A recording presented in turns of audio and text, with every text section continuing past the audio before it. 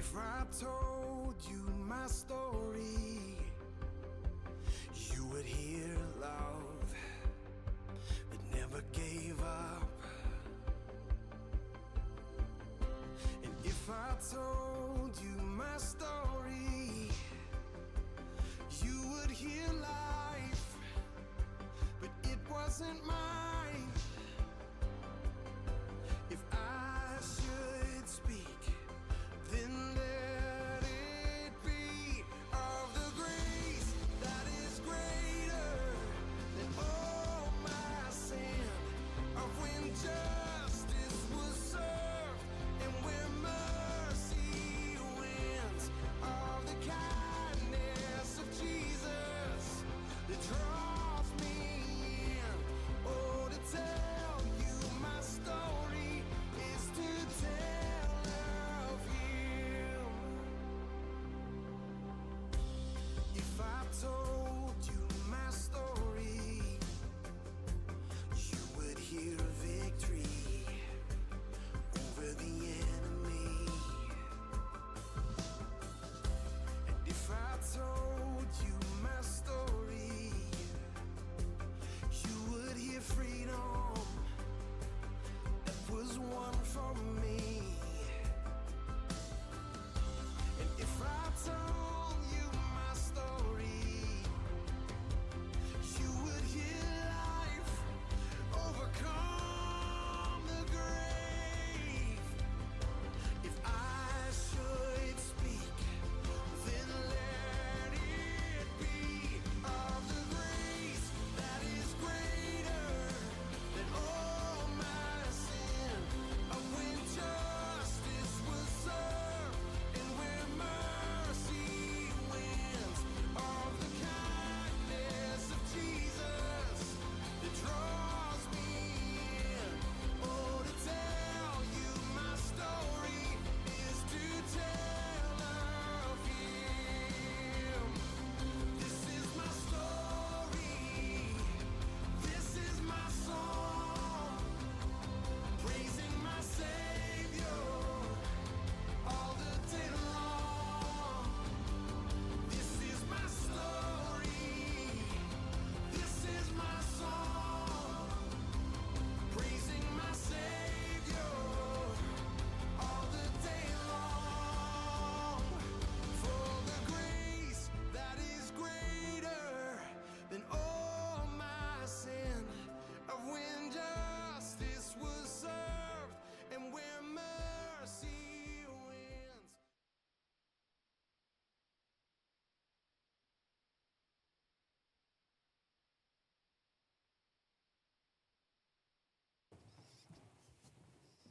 Well, hello again. We'll talk about all that stuff that you just saw, or most of it, in just a second here. But for a minute, I want to talk. I don't know if I should stand or sit. I feel weird.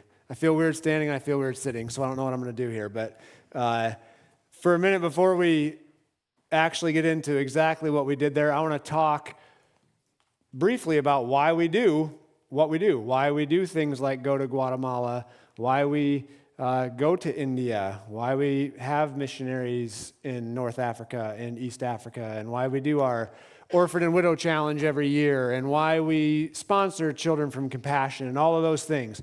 Why do we actually do that? I think most of us know it, but I'm going to read one Bible verse here that at least gives a pretty good, can I use this thing? That gives a pretty good answer to that. James 1:27 says this: religion that is pure and undefiled before God the Father is this, to visit orphans and widows in their affliction and to keep oneself unstained from the world. So that is the heart of God right there, to do that. And religion, don't let that word bother you or anything too much in this context. When it says religion, all it was really talking about is acting out our beliefs, acting upon what we say we believe, and then going and doing it. That's the religion that he's talking about. And the religion that's pure and undefiled is to visit orphans and widows in their affliction and to keep oneself unstained from the world. The word visit there, because this is just my brain, seems like an interesting word to use could use a lot of words. They use the word visit. So James used the word visit. So I went and looked up what that word is. It's used 11 times in the New Testament and a couple more times in the Old Testament or the Greek translation of the Old Testament. So I'll just read you one or two of them here, and we can get, I think, the understanding of what this word actually means. So Genesis 50, verse 24 says, "And Joseph said to his brothers, I'm about to die, but God will visit you and bring you up out of this land to the land that he swore to Abraham, Isaac, and Jacob." That's the same word there. So when God comes to visit, he's not just dropping by and saying hello. He is coming to visit in order to bring them up, if you know the context, essentially out of oppression in this area. That is what God is doing when he comes to visit. He's not just waving and saying, "How are you doing?" Here's one more verse, Luke 1:68. And then it's 78 later. I skipped a thing in there, so I didn't have to read it, but 68 and then 78. It says, "Blessed be the Lord God of Israel, for he has visited and redeemed his people, because of the tender mercy of our God, whereby the sunrise shall visit us from on high to give light to those who sit in darkness and in the shadow of death." So you see the word visit there twice. Again, God's just not dropping by. He is visiting and redeeming his people. These verses are literally talking about Jesus coming down and saving his people, redeeming his people. That's what it means to visit someone in this context. And so that is what we are to do. That's pure religion to God, is to the best of our ability. Obviously, we can't save people from their sins. Only Jesus can do that. But to the best of our ability, we visit the widow and the orphan and the oppressed and those that can't or don't have any way to help themselves. And we do everything we can to bring them up and to redeem them. That's what we're called to do as Christians. And so that's what we do. Again, we are doing what the heart of God is all throughout the Bible. We are putting our money where our mouth is, essentially, is what it is. That's what we're doing. But this verse, if I go back, which I can't do apparently, yes I can, doesn't just say to visit orphans and widows in their affliction. It also says, and to keep oneself unstained from the world.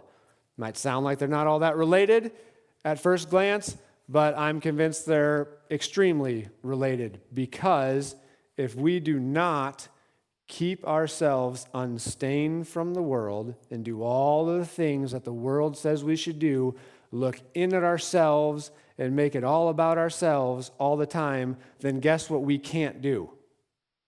We can't go and visit others because we're so consumed with ourselves, with the ways of the world. We cannot let that happen in our personal lives, which is something we all have to wrestle with between you and God, and also inside the church walls. So this is kind of my admonition, I will use that word, to the church here. There's a lot of changes potentially coming in our church, a lot of stuff that has happened in the past couple months, a lot of stuff that's going to happen in the coming months. If we get so consumed with looking in to ourselves, if we get so consumed with being stained by the world with all of those lists, if you can think of the list of all the bad things in the Bible, of bickering and gossiping, and I made a list here, let's see if I can find it, and factioning, and doing all of that type of stuff inside the church, then guess what we can't do as the church? We can't go and visit those that we're supposed to be visiting. We're not doing true religion. If that is what we are consumed with ourselves, we can't go out and do that. So that is I feel like I'm a broken record for the last lot of months here, but that is my, again, plea to the church that we have unity. We are here together because of our love for God. That is what bonds us together, and therefore love for his people. And so that is our job, to be merciful and gracious to one another, just like God was to us, so that we can go out and show that love that God gave us to everyone else. So that is my plea to the church. I really, truly believe God has tons and tons and tons of stuff planned for this church. And he's not going to derail us from doing that. The only way that it can be derailed is if we derail ourselves, and I don't want that to happen. And I don't think anybody else wants that to happen either. So that was I had to preach. They gave me the mic again finally. So had to do a little bit of preaching. Now we'll get on to one of the things that we were able to do because you guys are so awesome and allowed us to do it. And that is go to Guatemala. And we just got back, how many days ago you said? 11? So these are, if you don't know, these are two of my daughters, Elle and Elise. They are going to talk to you some, and I'm going to as well about what we did while we were in Guatemala. So you hold it down.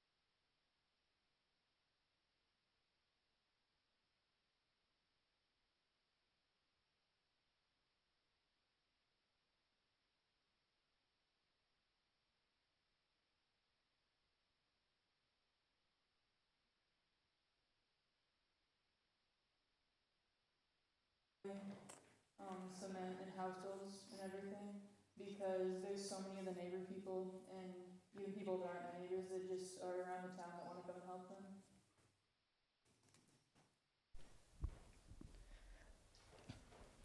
Okay, so on our second day, then we did wheelchair distribution. We got to give away 76 wheelchairs. And in that picture, then that's the warehouse for Bethel Ministries. They get all the wheelchairs shipped in, and a lot of them are broken, and they're eventually fixed at the shop, which is what the next picture is about. But before COVID, then it was just overflowing with wheelchairs. They had a bunch of them, and they had to tell some people that they couldn't even take theirs, and their warehouse is huge. But then after COVID, then a lot of people stopped giving it to them, and they only have like 150 extra wheelchairs, which is not enough. And they have to buy some from like China and different places, which costs them like $35,000 for like 200 wheelchairs, which is really hurting their ministry because they don't have enough money to do a lot of stuff, and then having to buy wheelchairs is just one extra expense that they can't handle. And then here, this is where they fix up the wheelchairs. We got to visit on our last day, and everyone there except for one person was in a wheelchair because they had been helped by someone else, and they're like, you know what? I want to help other people now because they've done so much for me. And that's a picture of us like fitting people for wheelchairs. We got there, then they gave us a 3-minute course. They're like, okay, make sure they're sitting up straight, and they told us how to say brakes in Spanish, which is frenos, I think. Yeah. And that was about it. And they're like, good luck. But then they were around translating and helping us when we got lost. And it was pretty time consuming for each person, but if you ever felt discouraged, you could look up at the person and they're just over there crying. They're just so happy that they get a wheelchair, and it seems so small for us, but it's life-changing for them, because in Guatemala, then they're called minus value. If you're disabled, it's like you don't even have value, you're not worth anything. You're minus. Then some parents will even have kids who are disabled, then they'll just like kick them out, and then a lot of them end up dying. But then the first lady that we gave a wheelchair to, she was just crying, and then I prayed with her, and I was crying, and I was like, oh, it's going to be a long day. But it's just awesome. And there's just another picture of us fitting people for wheelchairs, and they're not always like this exact same, like A, B, C, D. Like, I know that Dad had a team where they tried to put down his leg, and it was really shaky, so then they had to try to fit him for that, and it was their first person, and after the 3-minute crash course, you don't really know what you're doing. That was rough. So then it took them about an hour, but it's so worth it. And then we had a break, so we got to use the wheelchairs and just go around the whole entire soccer arena, so that was fun. And then after they got their wheelchairs, they would all go in a line, and the line got really long since it took a while, but it was totally worth it because they got a picture that they could keep of them in their wheelchair, and then they got a Bible, and they got prayed with by the local pastors, so that was just a great way to send them off. So another thing you do are house builds.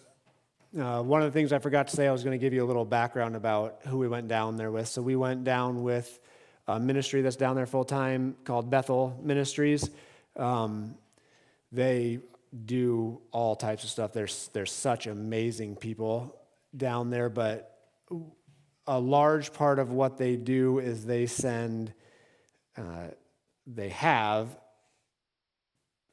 short-term missions trips come down just like what we did, typically for 7 days at a time. And you kind of saw it in the video and what we're talking about. You do cement work, you do house builds, you do a wheelchair day, you make stoves for a day, which I'll talk about this stuff in just a second. And then you do a thing called house visits where you go around and just more or less listen to people that will potentially be helped in the future by Bethel Ministries. So that is the core of what they do. They take, now this year they have 30 teams coming this year, which is I've never seen people work that hard in my life ever, is what the Bethel people do. They work constantly from sun up to past sundown every day. When we came home on a Tuesday and we got back into America, or in Iowa, at about midnight, and I believe Thursday, another group was coming down for a week. So they do that just over and over, and the same general process. It's specifically different, but generally the same thing. House build, wheelchair, they do that over and over and over again.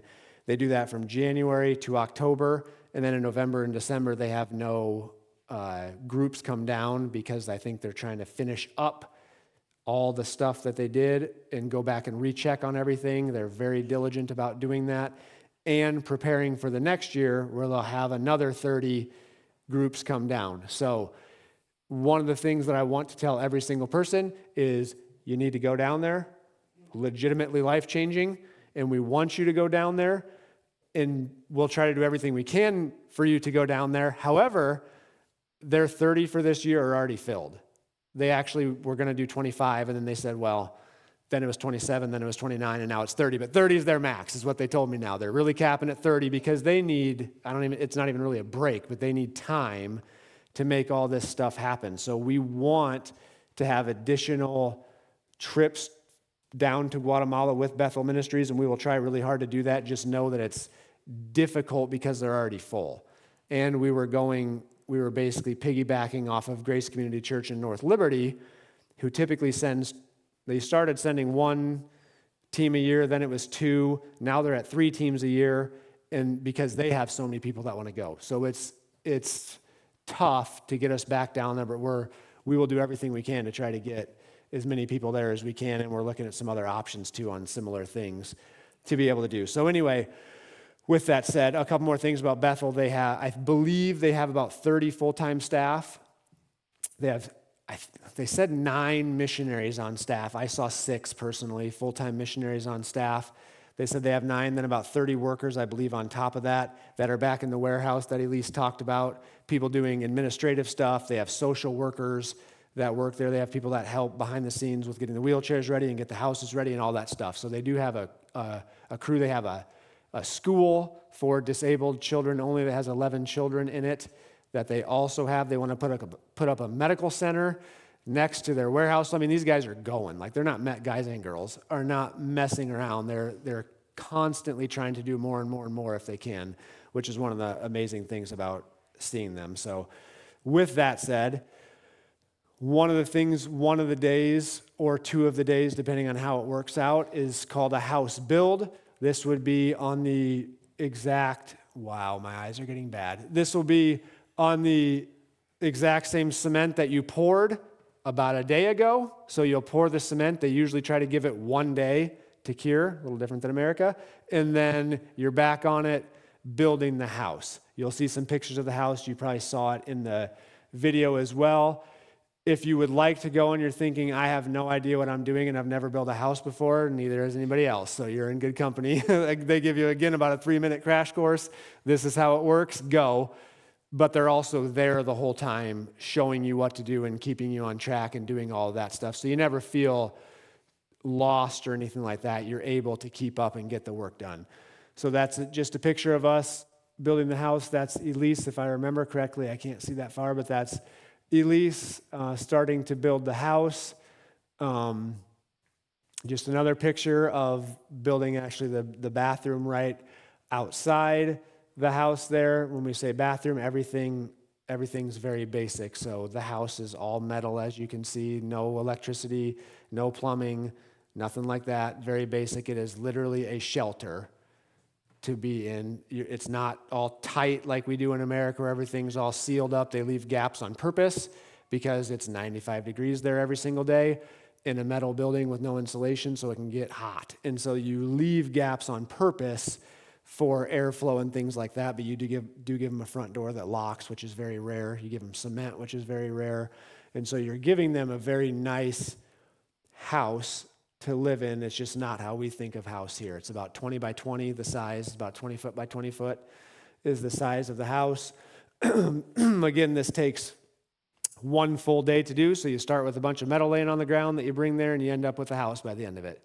And it takes 1 day. It's pretty amazing how it works and how everybody just works together and gets the thing done. There's another picture of us working.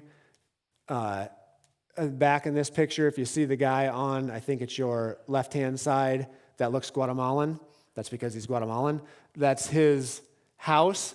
So as you start to work, just like you saw the little kid helping me that was telling me that my level wasn't level because the bubble wasn't in the middle. Un poco, he kept telling me, a little bit off. But that is one of the kids that is in the family of the house we're building. So he started grabbing tools. They start helping you. They are crazy workers. They work you under the table. Me and that kid were, in my brain, having a competition. I don't think he was having a competition with me, but we were carrying 80-pound cement bags, and I was really, really tired, but I wasn't going to let him beat me. And so I got 5 of the 10 done, and he did the other 5, thank God. But they work hard, and so he was helping us. There's another little kid named Carlos. He was helping as well. He's being shown there how to put a drill bit into a chuck and how to make it work, and then he's going to drill the next screw in. So you're doing that the whole time. You're interacting with them the whole entire time. There's just more every day. There's more and more and more and more and more people around you, which is tons of fun. Language barrier, obviously, but you have people that can translate for you, and you get the point across most of the time. Even though there's a language barrier, you know what what they're talking about. This, I wanted to put this picture in just to show you how crazy some of the stuff is. The guy that's standing on the ladder is named Saul. He's one of the full-time missionaries. We're actually putting a stove in there, so that's what you do on one of the days too, is you put cook stoves in homes because they're cooking in these tiny enclosed spaces over an open cook fire, and it's incredibly hot, and it's not efficient as far as the wood burning goes, so this is much more efficient, which saves them lots of money. The average, like the people in this house, make between $6 and $13 a week. They will spend $25 to $30 a month on wood. So if you can do the quick math, and it's 95 degrees there every day, so they're not using the wood for heat, they're using the wood to cook on. And so there's not a whole lot of money left over. These stoves are about 75% more efficient So that saves them money on wood so they can go use the small amount of money they have for something else. You're just trying to do the best that you can for them in every situation. So anyway, this is a stove we're building. You could probably see one piece of new sheet metal in there because you can see the giant hole in their roof. We actually put another piece of sheet metal over there, completely wasn't intended, but that's how Bethel works. If they see a problem like that, they will do their best to fix it, even though it's not on the agenda or whatever. They will do whatever they can. So we're trying to drill the hole so we can vent the stove out of the roof. What you can't see there is we're on the back side of the house with the ladder. There's probably this much space, 1.5 feet, 2 feet, and then there's a drop off. And so Saul had me go around there because I was the tallest, because most Guatemalans are pretty short. So I was the tallest. I felt really good about myself for that. But he wanted me to go hold the roof down so he could drill through from the inside, because the roofs aren't really held down. They're just sitting there. They don't have nails or screws or anything in them to speak of. And so I'm supposed to go around, and so I go out there with the ladder, then he hands me the drill to drill from the outside down. And he speaks English pretty well, but I said, I don't know if you've ever heard of Inspector Gadget from America, but I'm not him. I can't reach around the overhang and get my arm there to where he wanted it to go. And so he's like, let me go out there. And so he comes out, and what he's doing there, he wanted me to hold the ladder, fold it up. Okay, this is a folded up 6-foot ladder. Hold it straight up in the air, right next to the ledge, while he crawled up it vertical so that he can drill down. This is the stuff they do all the time. They're crazy, but it's fun. But that's what they'll do for people. And so I'm like, I can't do this. So I had Elle, you can see her in the very bottom of the picture, come around with me to try to hold this ladder. And then he kept telling us, lean the ladder back further over the ledge so he could get around the overhang so he could drill down. So I don't know, in that picture, I think you see somebody reaching out from inside the house trying to hold the ladder, because if he fell backward, legitimately, if he fell backward, best case scenario, he's paralyzed, I think, falling off that ledge. But that's just what they do. That's how it works. OSHA's not down there.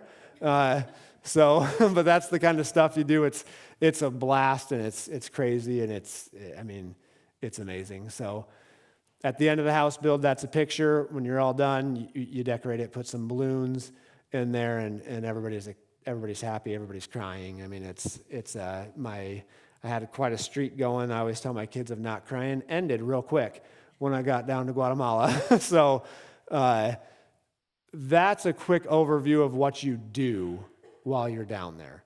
Now, we'll talk for a couple minutes about what it's really all about. Okay, so that's what you actually do, but this is really what it's all about. And I'm not going to make it through this, I have a feeling, but my streak of crying is coming to ends quickly, over and over again. But that right there, that's what it's all about. That's a Guatemalan kid. He's got his shirt stuffed with candy that we have brought them. So you bring them candy. That's just a picture of one of the children. These next pictures have a recurring theme in them. See if you can catch what it is. That's Elle with one of the Guatemalan children. There's one of the people so we went with 16 other people from Grace Community in North Liberty. So we had a team of 19. This is just what happens when you're there. Over and over and over. Kids hugging you, parents hugging you. I thought that girl was coming home with us, or the girl holding her wasn't coming home with us. One of the two was going to happen. They had quite the bond there. I could have shown 1,000 pictures of this exact same thing over and over and over again. This is what happens when you go down there. You interact with them. You can't even speak their language, and you know exactly what you're talking about with them back and forth. It's such a relationship that you build with them in such a short amount of time. This is also what it's about. So that's Ben on the right-hand side. He's the head of all of Bethel Ministries, young guy. When you do a house visit, that's the thing we didn't talk about yet. With the house visits, you essentially sit there and listen to their story, and this is where I lost it. You hear the story of what their life's been like, the struggles that they have, and it is worth, I'm not even exaggerating, it is worth driving to Guatemala, straight south, all you got to do, straight south, just to hear this. Ben speaking to them in their language with so much compassion that I lost it on visit 1. I was like, this is not good. And they're like, this is normal. And I was like, this is not normal. And so I was a mess after visit 1. He basically says, how are you guys doing? And they respond how we just respond, good. And then he listens to them. And then he basically gets to the point of, how are you really doing? And it's not good.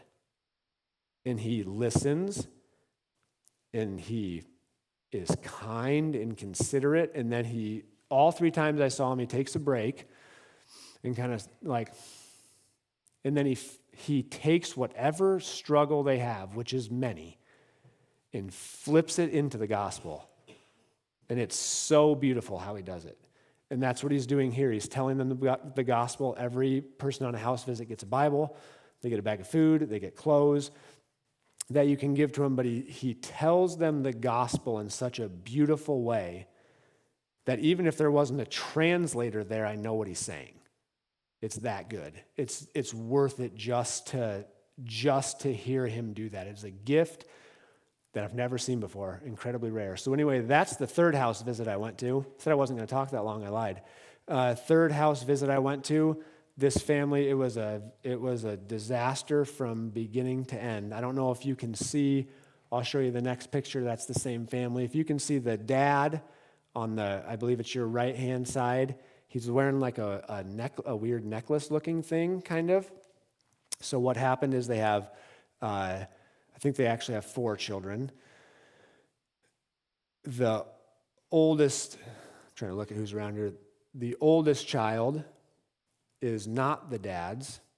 It is the stepdad of the mom. That's the dad. And she had him when she was 14, not by choice, if you get the point across there. So that's the oldest one. They're actually still married now. That's not the stepdad, obviously. This is her husband. And her are still married, which is rare. A lot of single moms, but they're actually still married, which was amazing. Good for him. He had a problem 4 years ago. He said his mouth hurt. My guess is he has a tooth abscess. I'm totally winging it. Think he had a tooth abscess, went septic. He almost died. They brought the wife in to basically say goodbye. He ended up, they did a tracheotomy, if you know what that is. They did a trach to keep him alive. It worked, but they never closed the trach up. So now it's been 4 years with an open trach, and that's what that necklace is. He puts a cloth over top of the open wound that's still there. He changes it once every 2 weeks in a very not clean area. It's never been infected, which is a miracle in itself from God. But now he essentially can't work because of this. No one will hire him. And so they have no money, they have no nothing. Every single box of what Bethel can potentially do for them was checked immediately. Ben said they need everything. They have to go out to try to find work during the day. The wife goes with him oftentimes because he has medical issues. So they leave their kids at home. Their oldest child, I believe, is 10. So they've been turned into Child Protective Services for abandonment for the children because they leave their children at home all day, because if they don't, they're going to starve to death. So it's, pick your poison is what's going on here. So, because you guys are so awesome, what we get to do, it costs him $1,000 to have that trach fixed, $1,000 US. They make 10 a week maybe. Costs him $1,000 US. And so what, for our Widows and Orphans Challenge, we had like $4,000 left over. So 1,000 of it is going for his medical bill so he can get that fixed, so he can get a job. So hopefully he can do what he wants to do, which is support his family. We're also giving another $600 for them, which will basically pay for their food for a year. You guys did that, not me. But that's what you guys are doing with the money that we give to orphans and widows, and that's why we want to keep doing it. So thank you for that, because it affects my heart, obviously. This is just the last picture of the girl when she was putting the shoes on one of the girls. She said, I feel like I'm being the hands and feet of Jesus. because you're giving somebody shoes that doesn't get them. Side note, all the kids have backpacks. If you notice, this is the same family. You're only supposed to give backpacks. I'm going to hand this to you. Are you next or is Al? So I can shut up now. But you only give backpacks to children that can go to school. Ben's very clear on that. Don't give backpacks to anybody. So these kids can't go to school because they got nothing. And so we're walking back to the car and Ben says, get 4 backpacks out. And we're like, you just told us we can't do that. And he's the head of Bethel, and he says, yeah, I don't care. These kids are going to go to school this year. We have no way to pay for it. And if somebody doesn't sponsor them, Bethel's going to have to figure out a way to pay for it. That's the heart of the people that you're working with down there. He tells you not to do it, and then it grips him so much that he goes and does it anyway.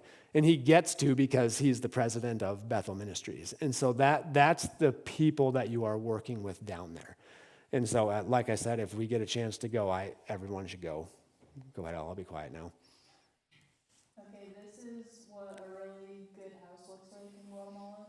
Like, that's pretty much the best house that you can have if Bethel doesn't build one for you. And then this picture is the inside of one of the houses that Bethel builds. So there was about 30 people. 39, I think. 39 people packed in that house, and then like 20 more on that side or something. At least, yeah. At least 20 more on that side. That's our last house build that we did for the week, and all of the neighbors like came over, and all the people in the family were in there. So that's just what we get to see when we're done building the houses. And then that was one of the houses that I went on. The girl who lived there had 3 kids. One of them was disabled, and she had to stay home with her all day, so she couldn't go out and work or anything. So they had no money, and one of the neighbors had like reported them to the government or something because their house was so bad. So the government told them, if you don't get a better house in 3 weeks, I think it was, then they're going to take your kids away. And they had to have a cement floor, fix the walls, and fix the roof. And they made no money, so it was impossible for them. But we're using some of the money from the Orphans and Widows Challenge to, I think it's $1,000, to give them so that they can get a new house in 3 weeks, within the 3 weeks deadline, so that she can keep her kids.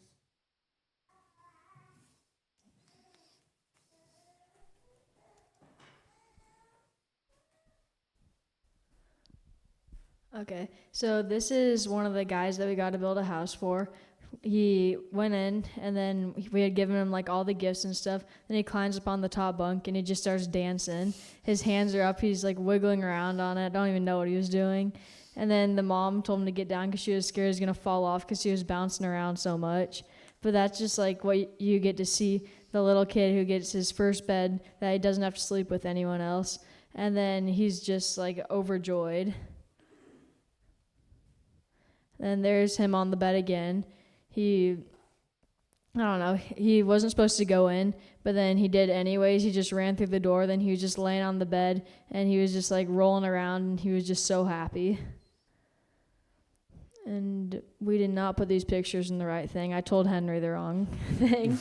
So let's just pretend like we didn't see that. And this was one of the house visits that I got to do. We were all on different house visit days, which was awesome because we have different stories to tell you guys. This girl, she had 4 boys. They were all insanely adorable. But then the oldest one was going to try to go to school, and she really wanted him to because in Guatemala, then most of the time the parents don't make any money, so then their kids have to go and quit school and go start working in the fields, so then they can't get a better job because all they can do is work in the fields, and that happens to their kids, so then they're just stuck in the same cycle. But all she could afford so far was a backpack, and school was about to start. So, and she was $70 in debt because she was going to try to start a vegetable stand, I think, but it didn't work like at all. Because then a bunch of other people started making vegetable stands because it started working well at the beginning, and then it just went downhill since everyone else like made vegetable stands pop up for cheaper prices. And there's a picture of the stand, but we were talking to them, and then some people were able to give some money to get them out of debt, which was awesome. And then Ben, the leader, he goes, "Who wants to buy a vegetable stand?" And then one of the 20-year-old guys, he just immediately, "I want to." And then that's just what happens to you in Guatemala. You see these families, and then they're $70 in debt. They're never going to be able to pay it. And then she's never going to be able to let her kid go to school. But then you see that, then you just automatically, "I want to pay it. I want to help them." So then we were able to buy out their whole entire stand, which was awesome. And her oldest kid, I believe, is going to be able to go to school, which is just great. And that's a picture of us at night. Every night, then we would have devotions. That's not a picture of us. I cannot see what that is. Oh, okay. Sorry, I'm so blind. But this was another picture of the house visit that I got to do. It was, like Dad was saying, then Ben changes everything into the gospel and how God loves them. And then this family, then the kid had learned to read from just a few made-up stories that the mom had laying around. And then Ben's like, "Oh, the Bible has a bunch of cool stories." And then they had 20 kids just crowded around their house. So then he decides to tell them Noah's Ark. And then he's just like, "What does a cat make?" Then all the kids meow. And it went on for probably 5 minutes. I have a whole video of it, but we're not going to show it because I have very bad camera skills and it's like this the whole time. But it was just awesome how just seeing Ben work, it's truly a gift from God, because he, I wouldn't know what to say in that situation or in any of them. Then he just tells them about how much God loves them. And he told the kid about the story of David and Goliath and where it was in the Bible. Then right when the kid gets the Bible, he had remembered it from 20 minutes earlier. Then he immediately flips to where the story is and starts reading. And it's just awesome how he makes them want to read their Bible and get to know God.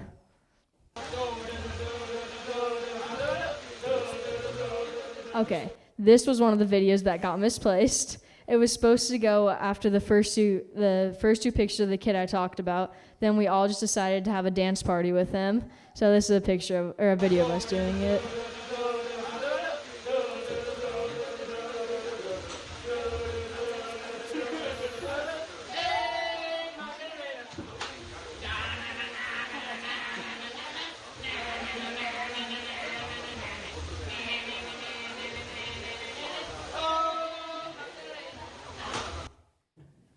So that's just basically what we get to do there.